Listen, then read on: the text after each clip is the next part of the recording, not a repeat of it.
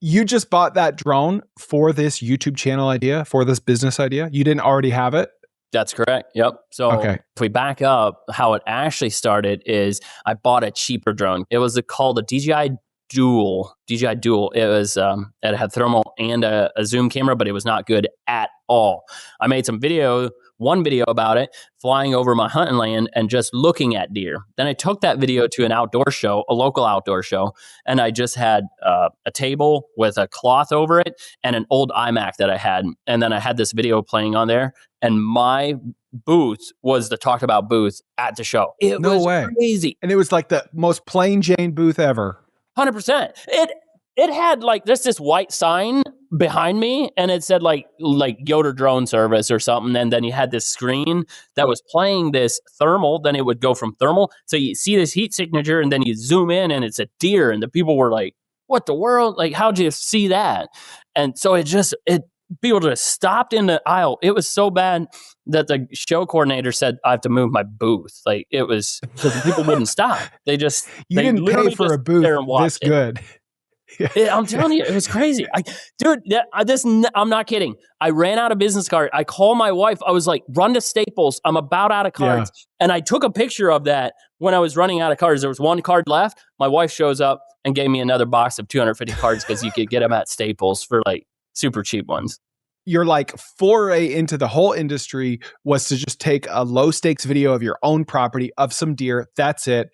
Go to an expo with your target audience right there and just show a video of the drone video that you took. That's it, right? You got it. That's how you launched. That is exactly how I launched. Okay. And at that show, right? So that was at the end of the season. So deer hunting season was over, and the guys coming up to me and they're like, "What are you going to charge for the service?" And I was like, I don't know. I think I'll probably be between. What would you pay?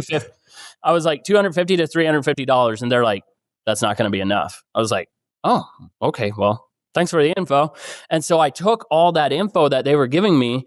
That I was like, "Geez, maybe I start high, right? I can always come down." And so then when the season kicked off in September, so that show was in January. In September, the season kicked off, and I was like, I'm going $550. So yeah, it's $550 if I find your deer. If I don't find your deer, it's $450. Now that's interesting. Like, why do you think they said that's not enough? Because they were looking at the cost of getting a tracking dog out. So like at that time, you could hire in a tracking dog. That was the alternative. Yeah. Yep. You could get in a tracking dog for like $350. And I just thought I would fit in there. In the beginning, I didn't realize that my product was actually better than a tracking dog because they never had to go in and blow out all the rest of the deer that are on their property. So they would pay a premium to just come look, find the deer, and then figure out how to go in and get the deer out. So I love getting feedback for businesses, but usually it's bad, right? Like your mom tells you, yeah, I'd buy it. Like, okay, what is that worth? But this feedback you got is so valuable because often when you're asking a prospective customer, what would you pay?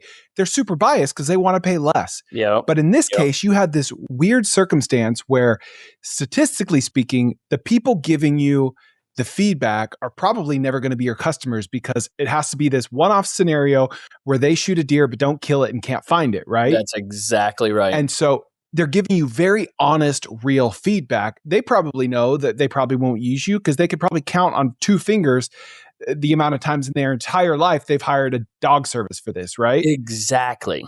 So it's like that pricing feedback is insanely accurate. Whereas if it were a service where everyone giving you feedback could be a potential customer, they might be like, oh, I wouldn't pay $350. Yep. That's $150. So it's like, what good feedback that is. Basically, right? Because I was the first guy in Ohio that was doing it.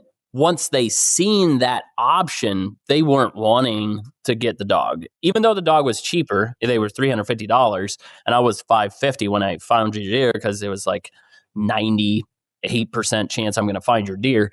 They were okay with spending an extra $200 on top of what it would have cost them for a dog, just because they don't have to go in there and potentially blow out all the other deer. And the biggest benefit of using a drone was, yes, we hope that the deer has expired by the time we find it with the drone. But if it's not, right, if it's not quite expired and you walk up on it with a tracking dog, they get up and they're gone. Like sometimes you don't find them after that. Yeah. Okay. So did you take like phone numbers, email addresses from these people giving feedback, or were you just kind of passing out business cards? Nope. Yep. Just passing out business cards. I did have for the show for a little bit because I didn't order nearly enough. Those little magnets that you would like throw on your refrigerator or something like that. I had quite a few of those, but ran out very quickly. So yeah, it was strictly business cards and the magnets. What was the name of the expo again? It was called Northeast Ohio Sportsman's Show. Okay.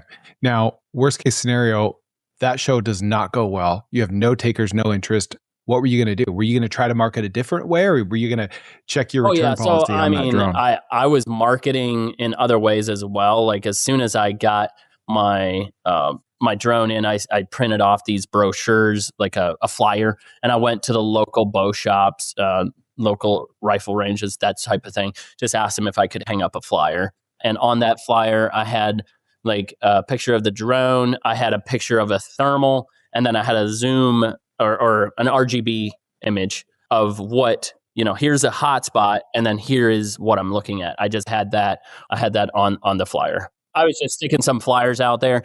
But Gotcha. But again, this industry, the hunting industry, they do a lot of chatting, right? And so once you got some people talking about it, they were just talking to their next people that they knew. Because yeah, word of mouth.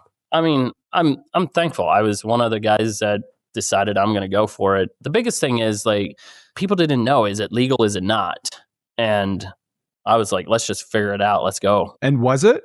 It was not black and white in the state of Ohio that you could do it. But I did talk to the Ohio Department of Natural Resources head guy and told him what I planned on doing. And no formal, right? I wish I would have got a formal email or something. It was no formal thing. He just said he doesn't see a problem with it as long as you're not using it to literally go find the deer and then go shoot the deer. And so I was like, well, I'm going to be a professional in this. This is strictly to try to help the hunter recover a dead deer. And so I took his word for it. When it was at that show, the Ohio Department of Natural Resources also had a booth at that show. And a couple of the game wardens walked by and they were like, they looked at the video and they're like, I don't know that that's legal. And I said, well, I tried to talk to your boss already. And he said that he doesn't have an issue with it. And so they weren't sure how they feel about it. But I said, hey, guys, I would love to meet you out in the field and show you the equipment and show you how it works and introduce you who I am and that I'm not out here trying to help people cheat. Yeah. And so I did. I met the local game wardens in my area. It was 3 of them, maybe 4. And we met them out at the rental property, my hunting rental property. And I showed them and they're like, this is cool. But they said, we just hope people don't use it for bad. And that's how we got going. And then the state obviously updated their rules of what you can and can't do with the drones. And now it clearly tells you in the hunting regulations that you may use a drone to recover a carcass. For that specific purpose. Yes. Yep. Okay. Yep. It's funny. I'm picturing the game wardens walk up and he like looks at the video and he like slowly reaches for his gun. Like he doesn't trust you at all. They were trying to figure out if that's using an aircraft to hunt. Oh yeah. There's a law that you cannot use an aircraft to hunt. Well, in Texas, that's how you shoot pigs. It's from a helicopter. Yeah, right? I actually had a YouTuber reach out to me in Texas that they wanted me to come down there and shoot some content, doing an eradication on pigs because he helps farmers. They come in and they destroy their corn and beans. And so, yeah, he said that you guys are allowed to actually use a thermal drone, see where they're at, and go in and. Oh, interesting. Because they're invasive. Yep. Now, you said you were the first in Ohio to do drone deer recovery.